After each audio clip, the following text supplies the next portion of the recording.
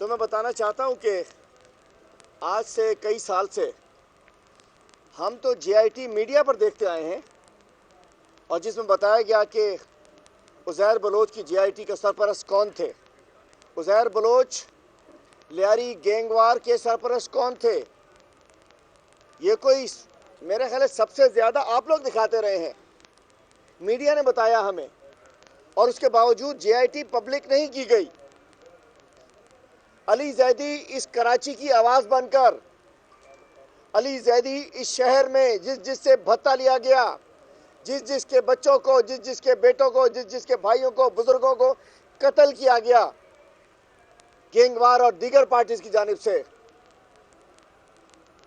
علی زیدی اس کے لیے چلے گئے کہ تمام جے آئی ٹی پبلک ہونی چاہیے، بلدیہ فیکٹری کی جے آئی ٹی، نثار مورائی کی جے آئی ٹی، عزیر بلوچ کی جے آئی ٹی پبلک ہونی چاہیے۔ جے آئی ٹی ہمارے ہاتھ میں تو نہیں آئی ابھی تک، ہمیں چاہیے، لیکن ہمیں کہتے زبان زد عام ہے، کہتے ہیں نا زبان خلق کو نکارہ خدا سمجھو۔ سب سے ثابت ہوا کہ اس جے آئی ٹی کو لیاری گینگ وار جو بنی وہ پیپلز پارٹی کی سرپرستی میں بنی، اور پیپلز پارٹی کی ہسٹری نئی نہیں ہے، ان کی پیپلز پارٹی کا criminal wing, terrorist wing Al-Zulfikar سے شروع ہو کر گینگ وار تک چل کر آیا ہے۔ یہ کوئی چھپی ہوئی بات نہیں ہے، یہ ایک اوپن سیکرٹ ہے۔ الذوالفقار سے گینگ وار تک ذمہ دار کون ہے؟ اس شہر میں جب ایک طرف الطاف حسین کلنگ کرتا تھا تو جواب میں پیپلز پارٹی نے گینگ وار بنائی تھی، قاتل بمقابلہ قاتل، ذمہ دار کون ہے؟ اگر اتنے ہی آج کہہ رہے ہیں کہ ہم پیر کو جے آئی ٹی پبلک کریں گے، تو میں آپ کو یقیناً بتاتا چلوں، آپ کے پاس تو میڈیا کے پاس تو جے آئی ٹی آپ سے ہم دیکھتے رہے تو ضرور آپ لوگوں کے پاس تو جے آئی ٹی ہے، اس کو پبلک کیجئے۔ مجھے لگتا ہے کہ جیسے جعلی اکاؤنٹ، یہ کوئی جعلی جے آئی ٹی پبلک کرنے جا رہے ہوں گے، چونکہ یہ ہو نہیں سکتا کہ عزیر بلوچ کے اوپر جے آئی ٹی ہو اور اس کا سرپرست پیپلز پارٹی کی لیڈرشپ نہ ہو۔ اس کی سرپرستی کچھ چھپا ہوا نہیں ہے۔ میں سمجھتا ہوں پیپلز پارٹی کی پوری لیڈرشپ جس کی تصاویر عزیر بلوچ کے ساتھ آئیں، جو ان کی سرپرستی کرتا رہا، لیاری کا الیکشن عزیر بلوچ کے کہنے پہ لڑا جاتا تھا، لیاری کے ٹکٹس عزیر بلوچ کے کہنے پہ دیے جاتے تھے، اور عزیر بلوچ کے ذریعے آدھے شہر سے زیادہ سے بھتہ کلیکشن کرایا جاتا تھا، گینگ وارز ہوتی تھی، لوگوں کو قتل کرایا جاتا تھا، ایک میں کہتے لسانی قتل و غارت بریب کرائی جاتی تھی۔ تو اس سے کیسے بچ سکتے ہیں آپ؟ میں پوچھنا چاہتا ہوں، اس شہر میں لوٹ مار کی الگ داستان ہے، اس کے اوپر جاتا ہوں، لیکن اس جے آئی ٹی کو اگر آپ نے پبلک کرنا تھا، یہ جو علی زیدی نے پارلیمنٹ میں تقریر کی، علی زیدی نے ثبوت کیا کہ سچا سپوت ہے اس شہر کا، علی زیدی نے پارلیمنٹ میں تقریر میں آپ کو بے نقاب کیا، علی زیدی کے بے نقاب کرنے پر آپ جو ہے اب اگر اس کو جے آئی ٹی کو پبلک کرنے کی بات کرتے ہیں، تو میں کہنا چاہتا ہوں کہ جے آئی ٹی کسی چھپی ہوئی نہیں ہے۔ اگر کچھ چھپانے کو نہیں تھا تو پردہ داری کس چیز کی تھی؟ اگر جے آئی ٹی میں کوئی ایسی چیز نہیں تھی کہ اس کو چھپایا جائے تو کس چیز کی پردہ داری کی تھی آپ نے؟ تو سپریم کورٹ میں آپ نے اپیل کیوں داخل کی ہوئی ہے؟ علی زیدی نے جب ہائی کورٹ سے کیس جیت گئے کہ جے آئی ٹیز پبلک ہونی چاہیے، تو سپریم کورٹ میں اپیل کرنے کا مطلب مجھے بتائیے۔ اس کا مطلب ہے کہ خون کے جو دھبے آپ کے کپڑوں پر ہے، خون کے جو دھبے آپ کے ہاتھوں پر ہے، بھتے کے جو چھینٹے آپ کے چہروں پر ہے، آپ اس کے اوپر پردہ ڈالنا چاہتے ہیں، آپ اس کے اوپر نقاب ڈالنا چاہتے ہیں، اور اب کوئی فکٹیشیس جے آئی ٹی، کوئی مینوپولیٹڈ جے آئی ٹی، کوئی ڈیزائنڈ جے آئی ٹی، کوئی 2 نمبر جے آئی ٹی لگتا ہے کہ بنا لی ہوگی آپ نے۔ ماشاءاللہ جو جعلی اکاؤنٹس کے ماسٹر ہیں تو وہ سب کچھ کر سکتے ہیں۔ ہم کہتے ہیں فوری طور پہ اس جے آئی ٹی کو پبلک ہونا چاہیے، تینوں جے آئی ٹیز کو پبلک ہونا چاہیے، عوام کو پتہ چلنا چاہیے کس نے عوام کا خون چوسا، کس نے عوام کو لوٹا. اور اس کے علاوہ مجھے بہت افسوس کے ساتھ کہنا پڑتا ہے کہ بھٹو صاحب نے پنجاب سے پیپلز پارٹی کا بنیاد رکھی تھی لاہور میں. بے نظیر بھٹو کو چاروں صوبوں کی زنجیر کہا جاتا تھا، اور آج وہ چاروں صوبوں کی زنجیر پارٹی جو ہوا کرتی تھی آج وہ 4 ڈویژن تک پہنچ چکی ہے. اور پچھلے کچھ عرصے سے لگتا ہے کہ پیپلز پارٹی کو سندھ میں اپنی دکان بڑھتی ہوئی لگ رہی ہے. لگتا ہے کہ پیپلز پارٹی کو سندھ میں اپنی دکان بڑھتی ہوئی لگ رہی ہے. اس لیے ایک مرتبہ انہوں نے پھر سندھ کارڈ کا شوشہ چھوڑ دیا ہے. سب سے خوفناک بات جو انہوں نے کی ہے سیریز ہے. ہسپتال کا فیصلہ کرتے ہیں سپریم کورٹ کہ ہاں وفاق کو سنبھالنا چاہیے. بلاول صاحب کہتے ہیں سندھ کے ہسپتالوں پر حملہ ہو گیا. ارے بھائی، سپریم کورٹ کا آرڈر حملہ ہو گیا؟ مطلب نفرت آپ پھیلانا چاہتے ہیں کہ سندھ پہ حملہ کر دیا وفاق نے. اس کے علاوہ فنڈز کم، ریونیو کم جنریٹ ہوتا ہے. آپ کے لاک ڈاؤن کی وجہ سے، کورونا پینڈیمک کی وجہ سے بجٹ کم اکٹھا ہوتا ہے، ریونیو کم اکٹھا ہوتا ہے، ٹیکس کم اکٹھا ہوتا ہے، جس کی وجہ سے چاروں صوبوں میں چونکہ جو NFC ایوارڈ کے تحت جو پیسے جاتے ہیں وہ شیئر ڈسٹریبیوشن ہوتی ہے. تو جب شیئر سندھ کو بھی کم ملا، پنجاب کو بھی کم ملا، پنجاب کو 475 ارب کم ملا، سندھ کو 225 ارب کم ملا.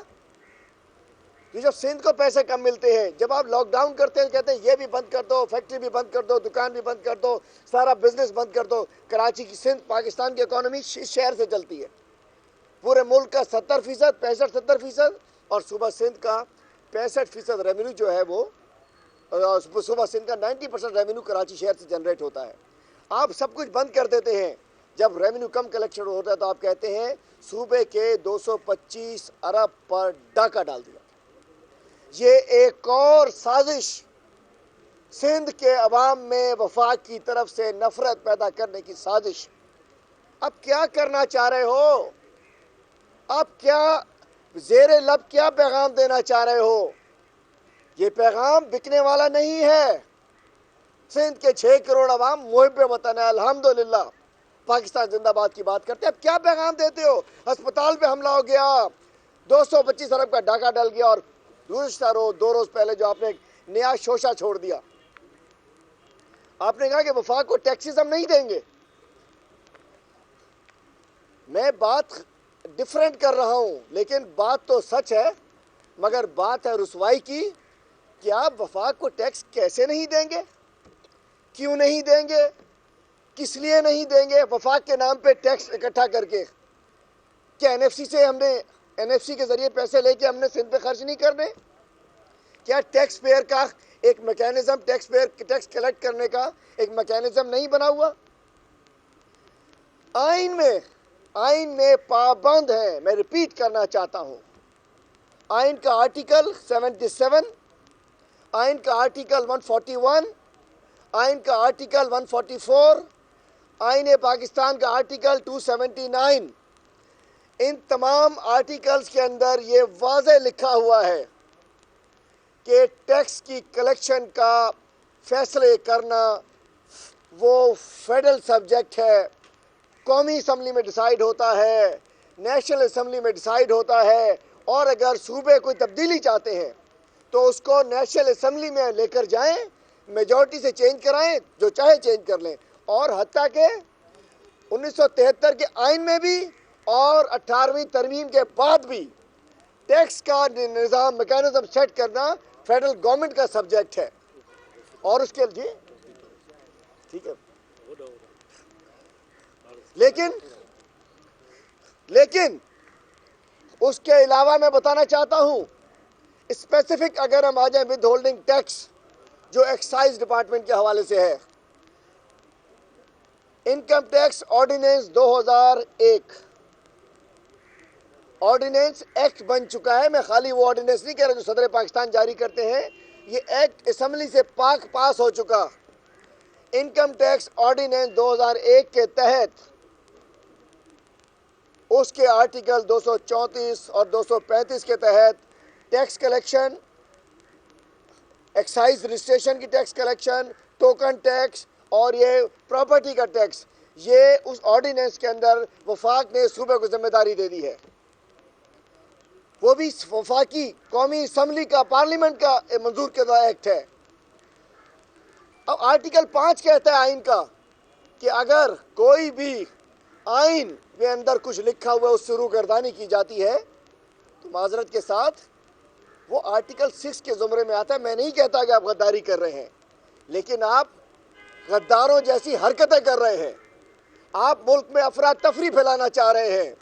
آپ اس طریقے کی چٹکلے چھوڑ رہے ہیں کہ آپ یہ بتانا چاہتے ہیں کہ شاید سندھ سے بڑی زیادتی ہو رہی ہے. تو ایسا گھناؤنا کھیل نہ کھیلیے. اپنی گردن بچانے کے لیے، اپنی کرپشن بچانے کے لیے برائے کرم ایک گھٹیا کھیل نہ کھیلیں. اس کو پوری قوم رد کر دے گی. اور ہماری محب وطن سندھی قوم، حقوق مارنا جائز ہے، بات کرنا جائز ہے، ڈیبیٹ کرنا جائز ہے، منع کر دینا آئین کے خلاف کھڑے ہو جانا. تو بھائی پھر آئین میں یہ سب کچھ ہے. تو میں کہتا ہوں اگر یہ ٹیکس بھی کلیکٹ کرنے کو تیار نہیں ہے، یہ ہسپتال چلانے کو تیار نہیں ہے، یہ سندھ کی خدمت کرنے کو تیار، آج بھی نوشہرہ فروز میں ایک بچے کی لاش کو آپ نے دیکھا ہوگا، نہر میں لاش ڈوبتی ہے اور اس کی لاش کو موٹر سائیکل پر لے کے جاتے ہیں. لعنت ہے ایسے ڈپارٹمنٹ کے اوپر کہ جس کے اوپر اربوں روپے کا بجٹ ہونے کے باوجود ایمبولینسز نہیں ہے. کہیں گدا گاڑی کی ایمبولینس ہے، کہیں موٹر سائیکل کی ایمبولینس ہے، کہیں چنچی کی ایمبولینس ہے، کہیں رکشے کی ایمبولینس ہے، کہیں ریڑے کی ایمبولینس ہے، کہیں موٹر سائیکل کی ایمبولینس ہے. یہ آپ نے اربوں روپے کے بعد سندھ کو ہیلتھ کا نظام دیا ہے. یہ آپ کا نظام ہے. تو میں کہنا چاہتا ہوں، اور آج جو یہ باتیں ہو رہی ہیں اس کو ہم معاف نہیں کریں گے. اور ہم کہتے ہیں وفاق سے اگر یہ معاملہ ٹھیک نہ ہو تو 149(4) کے تحت ان کو ڈائریکشن دے کے عوام کا پیسہ عوام پہ خرچ کریں، اپنی ذات پہ خرچ نہ کریں. اگر 149(4) میں بھی ٹھیک نہیں ہوتے، فائنینشیل ایمرجنسی لگائی جائے تاکہ ایک وفاق سے اس کو کنٹرول کیا جا سکے. اور اس کے علاوہ درسی کتب کے اوپر دیکھیں، ملک میں ایک نظام ہونا چاہیے. اچھا جی، ابھی ہمارے ایک سینئر صحافی نے کہا کہ جی اگر 149(4) پہ عمل نہ ہو، جو کہ ہے کہ جی وفاق ڈائریکشن دیتا ہے، اور آرٹیکل 235 جو فائنینشیل ایمرجنسی لگاتے اس پہ بھی عمل نہ ہو، تو ذوالفقار علی بھٹو صاحب کے آئین اور رضا ربانی صاحب کی اس میں 18ویں ترمیم میں آرٹیکل 234 موجود ہے. اور آرٹیکل 234 کہتا ہے اگر ملک میں فائنینشیل معاملات خراب ہو جائیں، دیگر ملک میں کسی بھی صوبے میں حالات خراب ہو جائیں، تو وہاں آرٹیکل 234 کے تحت گورنر راج لگایا جا سکتا ہے. اگر کچھ بھی نہ ہوا تو گورنر راج کا لگنا کوئی غیر آئینی نہیں ہے. گورنر راج آئین میں موجود ہے، بھٹو صاحب کے آئین میں اور 18ویں ترمیم میں. تو گورنر راج کوئی انہونی نہیں ہے. جس طرح پہ اور یہ انہوں نے خود بھی، آپ کو یاد ہوگا کہ سلمان تاثیر کو بھی گورنر لگایا تھا انہوں نے اپنے آئین کے مطابق. یاد رکھیں سلمان تاثیر کو بھی آپ نے گورنر لگایا تھا. وہاں تو فائنینشیل صورتحال نہیں تھی. یہاں تو ایک صوبے نے وفاق کو ٹیکس دینے سے انکار کر دیا ہے. اگر وفاق کو ٹیکس نہیں ملے گا، صوبہ سب سے بڑا صوبہ ٹیکس کلیکشن سے، کل وہ کہتے ہیں کہ ہم رجسٹری کا ٹیکس نہیں دیتے، کل وہ سارے ٹیکس لینے سے منع کر دیں گے. ایسا نہیں ہوتا. اور اس کے علاوہ نصاب کے اوپر جو انہوں نے بات کی ہے وہ بڑی عجیب و غریب بات ہے. اور اس کے علاوہ میں سمجھتا ہوں کہ پیپلز پارٹی سے میں کہتا ہوں کہ برائے کرم نفرت کا کھیل کھیلنا بند کیجئے اور کرپشن کو اپنی لگام دیجئے. اور ہمیں ویلکم کرتے ہیں کہ اوریجنل JIT لے کر آ جائیں تاکہ آپ کا جو ایک چہرہ ہے، جو آپ کا ظلم و بربریت سے رنگا ہوا چہرہ ہے، وہ عوام کے سامنے ہے. دوسرا میں بات کرنا چاہتا ہوں کے الیکٹرک کی. میں پبلکلی کہتا ہوں کہ الیکٹرک کو میں کلر الیکٹرک کہوں تو کوئی شک نہیں ہے مجھے. کہ الیکٹرک جی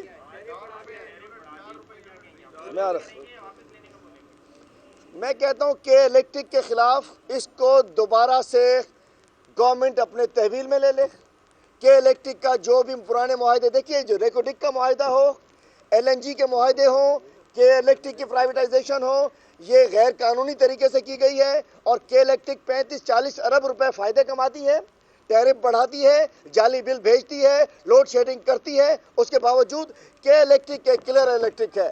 آج وہ جو ہماری پتہ نہیں 495 میگا واٹ جو بھی ہمارا وہ جو فیڈرل گورنمنٹ سے ملتے ہیں، وہ ان کو میگا واٹ بجلی مل رہی ہے، ان کی ریکوائرڈ گیس ان کو مل رہی ہے، تیل ان کو مل رہا ہے، اس کے باوجود اگر یہ بجلی نہیں دیتے، لوڈ شیڈنگ کرتے ہیں، اوور بلنگ کرتے ہیں، تو ہم سمجھ سکتے ہیں کہ الیکٹرک کے خلاف اس کا فورنزک آڈٹ کرایا جائے، اس کی نیب اور ایف آئی اے سے تحقیقات کرائی جائے، کہ الیکٹرک کے لوگوں کو کرمنل کیسز کے اندر بند کیا جائے، اور ہم ایم پی ایز نے طے کیا ہے، ہم انشاءاللہ ہم سپریم کورٹ میں بھی جا رہے ہیں، اور ہم کہتے ہیں جو انہوں نے یہ ٹیرف بڑھایا فوری طور پہ اس کو واپس لیا جائے، اور لوڈ شیڈنگ بند کی جائے، عوام کو ان انٹرپٹڈ بجلی پرووائڈ کی جائے، اوور بلنگ ختم کی جائے، ظلم کے الیکٹرک کا ظلم بند کیا جائے، نہیں تو چونکہ اور دوسرے ساتھ کہ الیکٹرک نہیں ہے، پانی نہیں ہے، کس کراچی اور سندھ گورنمنٹ کی ذمہ داری ہے، یہ سندھ حکومت کی ذمہ داری ہے کہ الیکٹرک ایک پرائیویٹ ادارہ بن چکا ہے، سندھ حکومت کی ذمہ داری ہے کہ کان سے پکڑیں اس کو، ان کو گردن سے دبوچیں،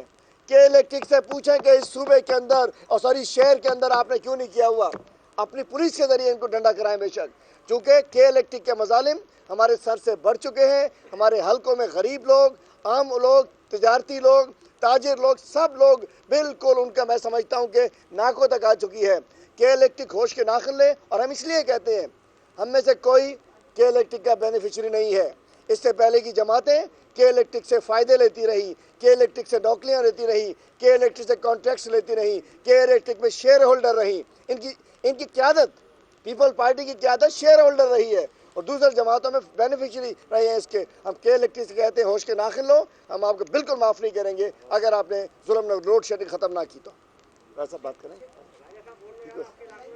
کریں گے بات جی سوال کوئی سوال آپ سے یہ ہے شیخ صاحب کہ کل بھی آپ نے یہی کہا تھا کہ اس کے لیے ہم لاہے عمل تیار کر رہے ہیں، تو آج اس طرح دوسرے دوستوں نے کہا کہ انہوں نے تو آج کے الیکٹرک نے مزید جو ہے عوام کے اوپر اور نیا بوجھ ڈال دیا ہے، تو یہ صرف کہنے کی حد تک رہے گا یا گروہ بھی کیا جائے گا کہ الیکٹرک کا ان کو سبق سکھانے کے لیے کچھ؟ اس وقت جب میں یہاں بیٹھا ہوں گورنر ہاؤس میں ویڈیو کانفرنس کے اوپر عمر ایوب صاحب موجود ہیں، میں وہیں سے اٹھ کے آیا ہوں، Umar Ayub sahab federal secretary power اور S A P M power, وہ تینوں لوگ موجود ہیں، کہ الیکٹرک کے سی او اور دیگر ذمہ داران گورنر ہاؤس میں موجود ہیں، آخری ڈائیلاگ ہو رہا ہے، اگر باتوں سے مان گئے تو ٹھیک ہے، ورنہ میں سمجھتا ہوں کہ الیکٹرک والے لاتوں کے بھوت ہیں، یہ باتوں سے نہیں مانیں گے، اور اگر لاتوں کے بھوت ہیں تو انشاءاللہ پیر والے دن منڈے کو ہم دھرنا دیں گے، اور انشاءاللہ ہمارے ایم پی ایز آپ کو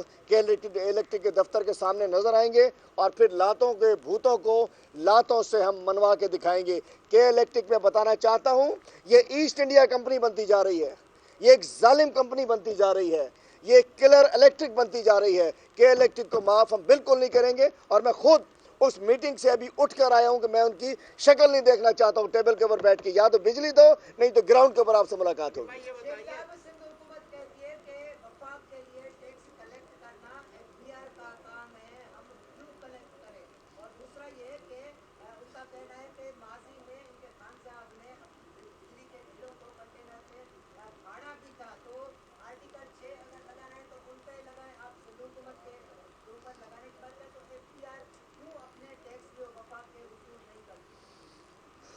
F B R income tax ordinance 2001 جو کہ پارلیمنٹ سے منظور ہو چکا ہے، اس کے اندر صوبوں کو یہ ٹیکس وصول کر کے وفاق کو دینا ہے۔ اگر کل وفاق کہہ دے کہ بھائی تم جانو تمہارا کام جانے، ہمیں تمام اپنے اداروں میں ٹیکس دو، آپ کے ڈی اے پہ کوئی ٹیکس نہیں ہوتا، ایم ڈی اے پہ کوئی ٹیکس نہیں ہوتا، صوبائی اداروں پہ کوئی ٹیکس نہیں ہوتا، اگر وفاق ان کے اوپر ٹیکس لگاتے تو وہ بھی اربوں کا بن جاتا ہے، ایسا نہیں ہے، فیڈریشنز ایسے نہیں چلا کرتی ہیں، فیڈرل بورڈ آف ریونیو وفاق ٹیکس خرچ کر کے کیا اپنے گھر میں رکھتا ہے، چیئرمین ایف بی آر کے گھر میں لے کر جاتی ہے، ہمارے اکاؤنٹ میں آتا ہے، یہ پیسہ کلیکٹ ہوتا ہے اور واپس آتا ہے عوام کے پاس، تو ایکسائز ڈپارٹمنٹ اگر وہ ٹیکس کلیکٹ کر کے بھیجتا ہے تو یہ ہمارے اس کا حصہ ہے، انکم ٹیکس آرڈیننس 2001 کا حصہ ہے، اور آئین کے آرٹیکل میں نے بتا دیے، اس کے اندر کورڈ ہے کہ جو फेडरल टैक्सेस होंगे वो फेडरल डिसाइड कर सकता है। सूबाई असम्बली, सूबाई हुकूमत, सूबाई कैबिनेट उस पर कोई फैसला नहीं कर सकती, और अगर ये करती है तो आइन से रूगर्दानी करती है। आइन से रूगर्दानी का मतलब आर्टिकल 6 की खिलाफ वर्जी, आर्टिकल 5 की खिलाफ वर्जी करती है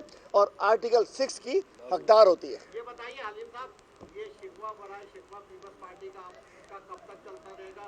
पहले तबाह बर्बाद किया एमक्यूएम ने कराची को, पीटीआई और पीपल्स पार्टी दोनों कुश्ती कर कराची को तबाह बर्बाद कर रही है, क्योंकि वो हाल एमक्यूएम ने किया था वो हाल पीटीआई और पीपल्स पार्टी कर रही है। कराची की आवाम किसके तरफ जाए? पहले पानी मिलता था रेंजर्स के जरिए, तो मुंसिफाना मिलता था, ठीक है, हर किसी को पानी मिलता था, कोई तकलीफ नहीं थी। आप लोग जब से सियासी लोग आते हैं कराची को दोनों ने मिलकर तबाह कर दिया। कराची के आवाम ने पीटीआई की तरफ देखा, आप उसके ऊपर इल्जाम लगाते हैं, उसकी तरफ इल्जाम लगाते हैं। क्या काम किया कराची के लिए आपके लोगों ने, ये बताइए। कराची में 52 हमारे मेंबरान हैं, क्या काम किया? कराची में 52 मेंबरान हैं हमारे, और 30 साल से मुख्तलिफ पार्टीज़ कराची में रही हैं। 2 साल से कुछ ही अरसा हुआ हमें आए हुए। हमने कराची के लिए क्या काम नहीं किया जो हमारे मैंडेट में था, जो हमारे मैंडेट में था। 18वीं तरमीम NSC अवार्ड, वाटर बोर्ड सूबा सिंध के पास है। पानी देना सूबा सिंध की जिम्मेदारी है, कचरा उठाना सूबा सिंध की जिम्मेदारी है, नाले साफ करना सूबा सिंध की जिम्मेदारी। वफाक पैसे देता है, पीपल्स पार्टी की जिम्मेदारी है। कराची के रोड रास्ते ठीक करना सूबा सिंध की जिम्मेदारी है। उसके बावजूद भी SIDCL के ज़रिए और SDG गोल्ड्स के ज़रिए अल्हम्दुलिल्लाह तमाम हलकों में हमारे MNAs काम करा रहे हैं। और उससे अलावा सबसे ज़्यादा हमने कराची को शनाख्त दी है कि आज कराची कोई महदूद किसी लिसानी ग्रुप की पार्टी की जमात नहीं है, का शहर नहीं है। आज कराची कौमी धारे में शामिल हो चुका है। आज 4 महीने से K4 बनने के लिए टेक्निकल कमेटी की रिपोर्ट असम्बली के अंदर कैबिनेट में पड़ी है, सिंध कैबिनेट में, उसके बाद उन्होंने फैसला नहीं किया है। सर मेहरबानी।